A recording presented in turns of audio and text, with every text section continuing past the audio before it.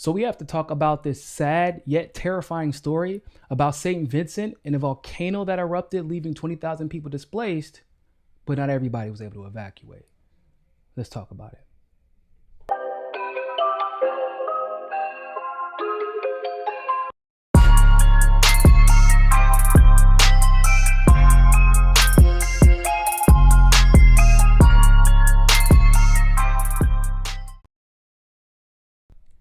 So there was a volcano eruption in St. Vincent. It was the very first volcano eruption in a very long time.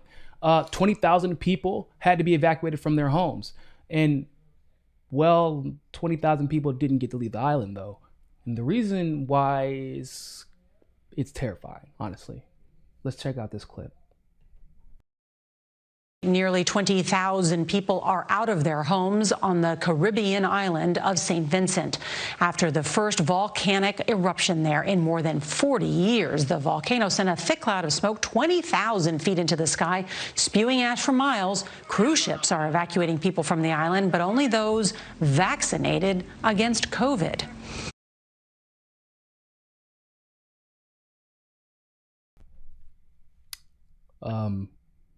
It's a real story.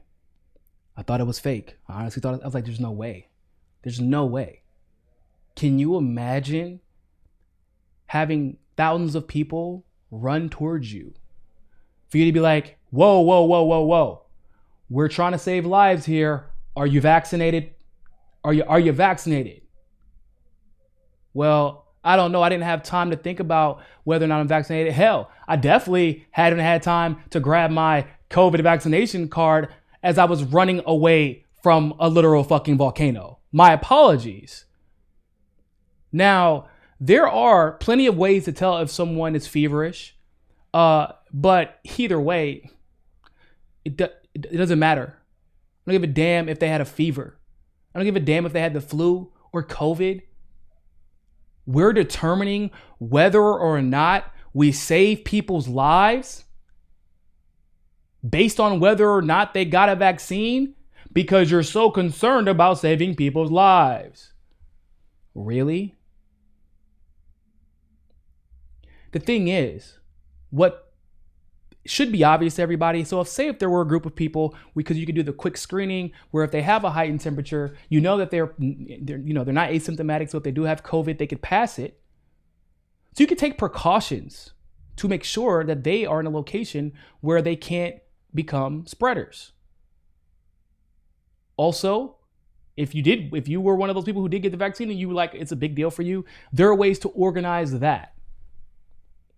But there should never be a scenario where you let someone stay stranded on a literal fucking volcano.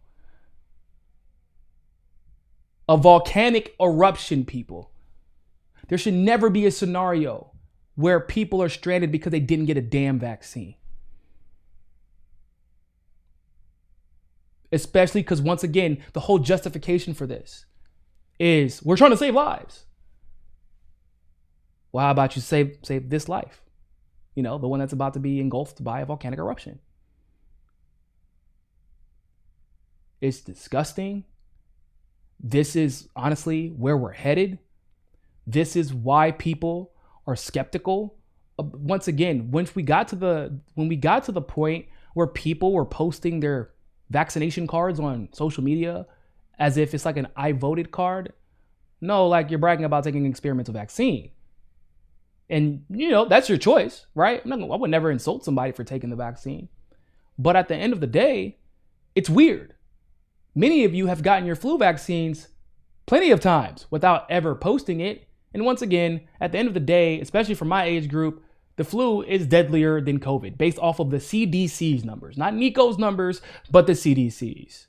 And by the way, the CDC also admitted that their methodology for testing for COVID was actually flawed this entire time. So like a lot of people might have thought they had COVID, but they got false positives.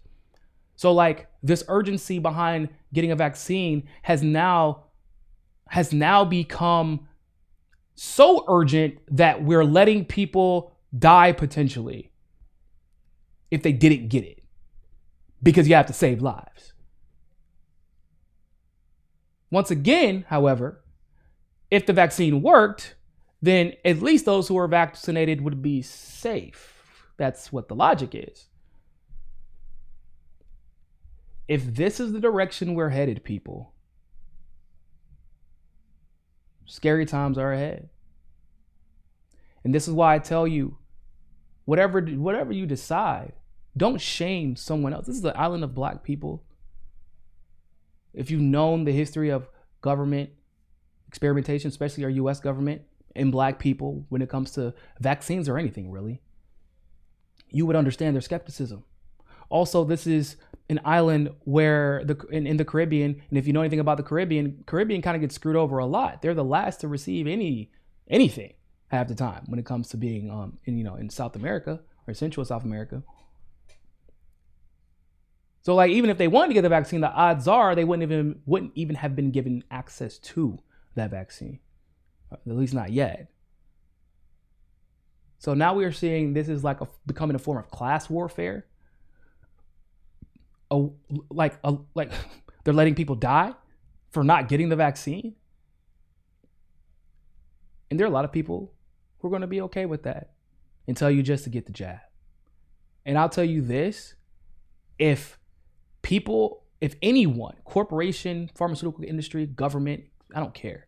If anyone tells me, well, it's you do this our way, you better take this jab, you better take whatever, or you don't get to live your life, then I assume at that point that you don't really care about my life. It's more so like because of how paranoid you are, like you're willing to end my livelihood if I don't get this, which kind of defeats the point because I thought it was about my life, right?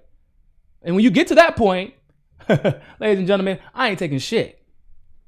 Whenever people give you an ultimatum, it's because they have an ulterior motive. And that's just human nature. This is a sad story. I hope that you all share this, retweet this, because if this is the direction we're headed down, well then we're headed for scary times. Like this video, share this video. Don't forget to subscribe, but always remember more than anything else, find your balance. Peace.